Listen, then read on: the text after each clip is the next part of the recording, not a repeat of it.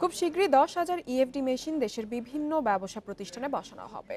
এর ফলে প্রতিষ্ঠানের প্রকৃত লেনদেন বা বিক্রির তথ্য জানতে পারবে এনবিআর।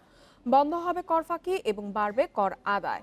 জাতীয় রাজস্ব বোর্ডের সম্মেলন কক্ষে ইএফডি এর প্রথম লটারি অনুষ্ঠানে এ তথ্য জানানো হয়। অনুষ্ঠানে এনবিআর এর চেয়ারম্যান বলেন, ক্রেতারা যত বেশি ভ্যাট দেবেন কর হার ততই কমানো যাবে। পণ্য কেনাকাটায় ক্রেতারা ভ্যাট দিলেও তা কোষাগারে জমা না পড়ার অভিযোগ দীর্ঘদিনের।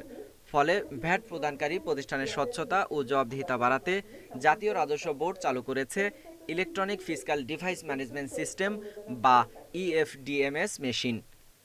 এতে করে প্রতিষ্ঠানগুলোর ভ্যাট প্রদানে স্বচ্ছতা বাড়বে, বন্ধ হবে ভ্যাট ফাঁকি, বললেন রাজস্ব কর্মকর্তারা। আমাদের মনিটরিংটাও এখন অনলাইন ভিত্তিক চলে গেল, আমরা সবাই ইনস্ট্যান্ট মনিটর করতে পারবো, দেখতে পারবো কোন দোকানের সেল কি হচ্ছে। ভ্যাটটুকু যাতে রাষ্ট্রীয় কোষাগারে জমা হয় সেটুকু নিশ্চিত করবে কিন্তু জাতীয় রাজস্ব বোর্ড এই ডিজিটাল রাজস্ব প্রশাসনের অংশ হিসেবে এই ইএফডি মেশিনের অনলাইন ভ্যাট সিস্টেমটিকে আমরা ইন্ট্রোডিউস করেছি। অনুষ্ঠানে রাজস্ব বোর্ডের চেয়ারম্যান জানান, ইলেকট্রনিক ডিভাইস ছাড়াও ভ্যাট নেওয়া হচ্ছে, তবে তা পুরোপুরিভাবে স্বচ্ছ না। ভ্যাট ফাঁকি রোধে ইএফডিএমএস মেশিন ক্রেতাদের কেনাকাটা করার আহ্বান জানান তিনি।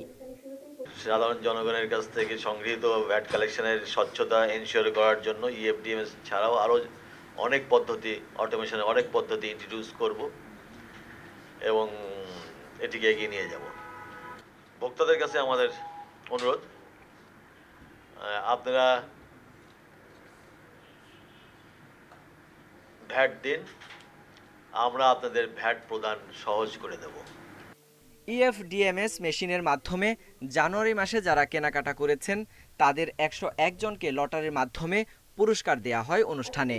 নগদ 10,000 থেকে 1 লক্ষ টাকা পর্যন্ত পুরস্কার পান তারা। প্রতি মাসের 5 তারিখে আগের মাসের ক্রেতাদের পুরস্কার দেয়া হবে, জানিয়েছে NBR. Sohel Rana, independent news, Dhaka.